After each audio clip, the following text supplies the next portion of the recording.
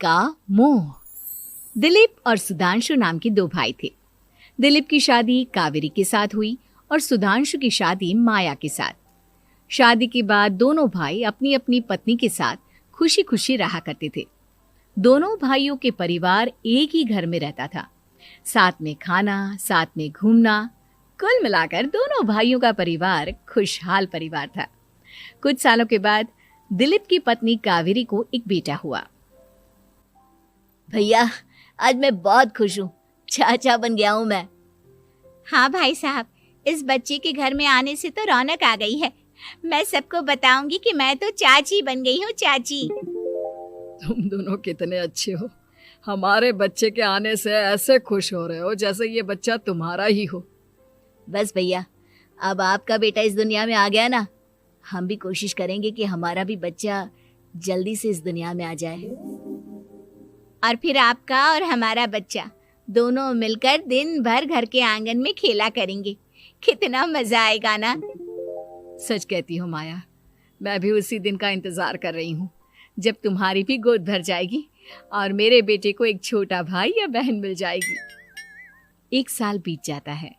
दिलीप और कावेरी का बेटा अब 1 साल का हो चुका था, लेकिन सुधांशु और माया की कोई औलाद नहीं होती। माया, लगता है कि हमारी जिंदगी में बच्चे का सुख ही नहीं है। ऐसा क्यों कहते हैं? दिलीप भाई साहब का बेटा भी तो हमारा ही बेटा है ना। तुम्हारी बात बिल्कुल ठीक है माया, लेकिन फिर भी हमारा खुद का एक बच्चा होता तो कितना अच्छा होता। हाँ, कावेरी भाभी भी हमेशा कहती हैं उन्हें अपने बेटे के लिए एक छोटा भाई या बहन चाहिए। लेकिन देखिए ना, हमारी तो किस्मत ही कितनी खराब है। हमारे तो सारे ट्रीटमेंट भी फेल हो चुके हैं। डॉक्टर ने भी साफ साफ कह दिया है कि तुम कभी माँ नहीं बन सकती। वही तो सुधांशु, बहुत बुरी किस्मत है हमारी। लेकिन माया, हम अपनी किस्मत को इतना क्यों कोस रहे हैं?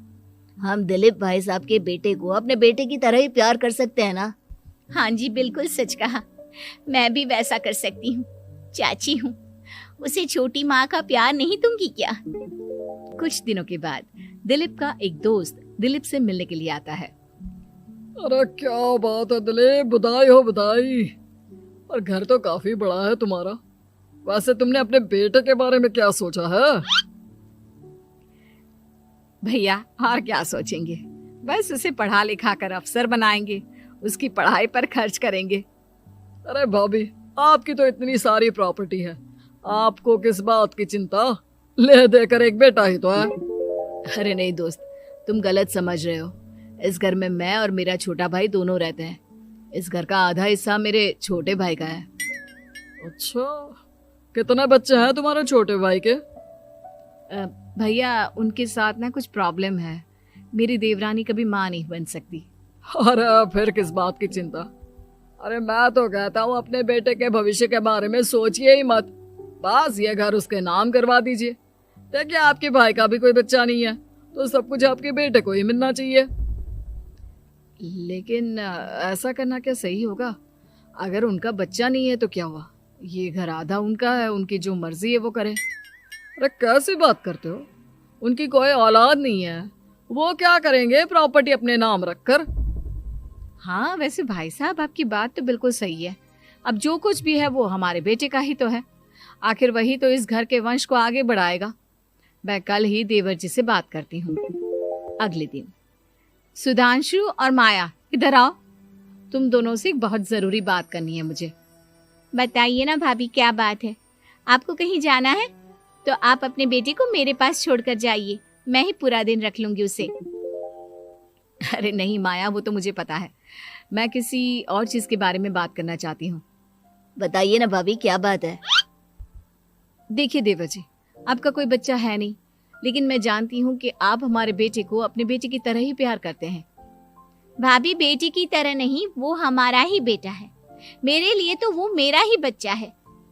वही तो फिर क्यों ना ये सारी प्रॉपर्टी हम मेरे बेटे के नाम करवा दे, क्योंकि तुम्हारा हो या मेरा, हम सबका एक ही तो है बेटा। लेकिन भाभी, अभी तो वो सिर्फ 1 साल का है। अभी से प्रॉपर्टी उसके नाम करवाने का क्या मतलब है? देखिए देवर जी, जो काम जितना जल्दी हो जाए ना उतना अच्छा। आने वाले वक्त का क्या भरोसा। भाभी भरोसा क्यों नहीं, हम तो हमेशा आपके बेटे को माँ बाप की तरह ही प्यार करेंगे। हाँ, लेकिन फिर भी मैं चाहती हूँ कि ये सारी प्रॉपर्टी मेरे बेटे के नाम हो जाए। अब मुझे नहीं लगता तुम दोनों को इसमें कोई भी परेशानी होगी, है ना? भाभी वैसे तो आप जो कह रही हैं वो बहुत जल्दबाजी है, लेकिन फिर भी अगर आपको ऐसा लगता है तो ठीक है, कल ही प्रॉपर्टी के पेपर बनवा लीजिए, मैं और माया उस पर साइन कर देंगे। इस तरह से अगले दिन प्रॉपर्टी के पेपर बनवाकर सारी प्रॉपर्टी दिलीप और कावेरी के बेटे के नाम पर करवा दी जाती है। कुछ दिनों के बाद सुधांशु, सुबह सुबह ये कौन लोग आ गए हैं तुम्हारे घर पर? भैया वो ऊपर वाला कमरा खाली पड़ा था ना, सोच रहा था किराएदार रख देता हूँ। लेकिन किराएदार रखने से पहले आपने हमसे पूछा भी नहीं। भाभी इसमें आपसे पूछने वाली क्या बात थी, हमें एक ही कमरे की जरूरत थी, इसलिए सोचा दूसरा कमरा किराए पर दे देते हैं, कुछ इनकम हो जाएगी। अरे माया, ये सारी प्रॉपर्टी अब मेरे बेटे के नाम पर है और यहाँ पर जो कुछ भी होगा उसके लिए तुम्हें मेरी या दिलीप की परमिशन तो लेनी पड़ेगी ना। हाँ सुधांशु, तुम्हारी भाभी ठीक ही तो कह रही है। अब देखो, तुमने खुद अपने हाथों से ये प्रॉपर्टी हमारे बेटे के नाम की है, वह अभी बहुत छोटा है, तो इस घर से रिलेटेड सारे फैसले तुम्हें हमसे पूछ कर लेने चाहिए। भाभी हमें तो लगा था कि आप हम लोगों से बहुत प्यार करती हैं, लेकिन आप तो हमारे साथ भेदभाव करने लगी। अरे, इसमें भेदभाव करने वाली क्या बात है? और मैंने कौन सा तुमसे कुछ गलत मांग लिया? अरे ले देकर मेरा बेटा इकलौता इस पूरे वंश का वारिस है, सब कुछ उसके नाम है। तुम्हें इस बात से जलन क्यों हो रही है? भाभी माया को जलन नहीं हो रही, वो तो बस ऐसे ही कह रही थी। सब जानती हूँ मैं, इसकी खुद की तो कोई औलाद पैदा नहीं हुई, बस इसीलिए जब देखो तब मेरे बेटे पर बुरी नजर डालती रहती है। देखो माया, कावेरी तुमसे बड़ी है, वो जैसा कहती है वैसा करो। और वैसे भी इस घर पर अब तुम लोगों का कोई अधिकार नहीं है, वो तो हम लोगों की भलाई समझो जो तुम्हें अभी तक यहाँ रहने दिया है। भैया आप इतने कैसे बदल गए? इस प्रॉपर्टी ने आपके दिल से हमारे लिए प्यार पूरी तरह खत्म कर दिया है क्या? इसी तरह वक्त बीतता जाता है और देखते देखते दिलीप और कावेरी का बेटा प्रणव 25 साल का हो जाता है और उसकी नौकरी लग जाती है। पापा, आज मेरा अपॉइंटमेंट लेटर आ गया है, मैंने सिंगापुर में जॉब ज्वाइन कर ली है। लेकिन प्रणव, विदेश में नौकरी करने जाने से पहले तुम्हें कम से कम अपने मम्मी पापा से एक बार पूछना चाहिए था ना। इसमें पूछने वाली क्या बात है माँ, मैं सिंगापुर जाकर जॉब करना चाहता हूँ तो करना चाहता हूँ। देखो प्रणव, हमने तुम्हारे लिए इतनी सारी प्रॉपर्टी यहाँ पर रखी हुई है, उन सब का क्या होगा? यहाँ रहो, बिजनेस करो। सॉरी पापा, मैं यहाँ रहकर कोई बिजनेस नहीं करने वाला, और ये जितनी भी प्रॉपर्टी आपने मेरे लिए संभाल कर रखी है ना, ऐसे ही किसी को दान में दे दीजिए, क्योंकि मैं सिंगापुर से वापस इंडिया आकर कभी नहीं रहने वाला। दिमाग खराब हो गया है तेरा, जानता नहीं तेरी वजह से हमने तेरे चाचा चाची से लड़ाई करके पूरा घर तेरे नाम करवा दिया था। हाँ तो ऐसा करने से पहले आपको सोचना चाहिए था ना। और मम्मा, मैं तो वैसे भी उस वक्त 1 साल का था, मेरा इस मैटर से कोई लेना देना नहीं है। कैसी बात कर रहा है ये लड़का? अरे तेरी वजह से अपने छोटे भाई से दुश्मनी लेकर बैठा हूं मैंने तो उसे घर से भी निकाल दिया। जानता नहीं तू, बाजू वाले घर में एक छोटा सा कमरा किराए पर लेकर रहते हैं तेरे चाचा चाची, और ये सब मैंने तेरे लिए किया। देखिए पापा, आपने जो कुछ भी किया अपने लिए किया। मैंने आपसे कब कहा था कि मुझे ये प्रॉपर्टी और घर चाहिए?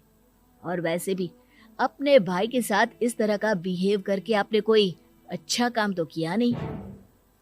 तू सही कह रहा है बेटा, हमने तेरे चक्कर में अपने छोटे भाई जैसे देवर और बहन जैसी देवरानी को इस घर से निकाल दिया। बहुत बड़ी गलती हो गई मुझसे। ठीक है मॉम, तो अब आप अपनी गलती सुधारो, लेकिन मुझे तो फॉरेन जाना है, मैं वहीं जाऊंगा। अब आगे क्या करना है ये आपका डिसीजन है। और प्रणव सिंगापुर जॉब करने के लिए चला जाता है। कुछ दिनों के बाद जब दिलीप और कावेरी को अपनी गलती का एहसास होता है तो वो सुधांशु के घर पहुंचती है। सुधांशु, माया, हमें माफ कर दो, हमसे बहुत बड़ी गलती हो गई। क्या हुआ भाभी? आज इतने सालों के बाद अब हम गरीब लोगों के घर क्या करने आई हैं? भाभी, हमने तो खुशी खुशी अपने भतीजे को सब कुछ दे दिया, अब हमारे पास कुछ भी नहीं बचा है। भाई मुझसे बहुत बड़ी गलती हो गई, जो तेरे जैसे भाई को मैंने प्रॉपर्टी के चक्कर में घर से निकाला, और जिसके लिए मैंने ये सब कुछ किया वो खुद ही विदेश चला गया।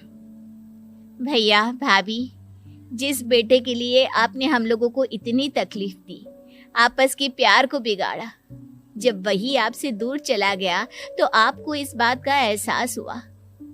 लेकिन माफ कीजिए, अब हम आपके साथ रहने के लिए उस घर में नहीं आ सकते। नहीं नहीं माया, ऐसा मत कहो, मुझसे बहुत बड़ी गलती हो गई, प्लीज वापस चलो, मैं वो घर फिर से तुम्हारे नाम कर देती हूँ। भाभी, मैं उस घर का क्या करूंगी? किसके लिए? मेरा कोई बच्चा नहीं, मैं तो बस जिंदगी भर आप लोगों के साथ प्यार से रहना चाहती थी, प्रणव को अपने बेटे की तरह प्यार करना चाहती थी, लेकिन आपने मुझसे वो अधिकार छीन लिया। भाभी और भैया, एक सवाल पूछना चाहता हूँ आप लोगों से। जो बच्चा कुछ ही दिन पहले दुनिया में आया हो, जिस बच्चे के भविष्य का आपको पता ही ना हो, उसके लिए अपने पुराने रिश्तों को तोड़ देना, अपने सगे रिश्तेदारों से दुश्मनी मोल लेना, उनके साथ झगड़ा करना, उनकी बेइज्जती करना, क्या ये सही है? कम से कम हमें सही वक्त का इंतजार तो करना चाहिए ना। सिर्फ प्रॉपर्टी के लिए अपने सगे भाई को घर से निकाल दिया, वो भी अपने 1 साल के बेटे के लिए। क्या ये वाकई में सही था? जब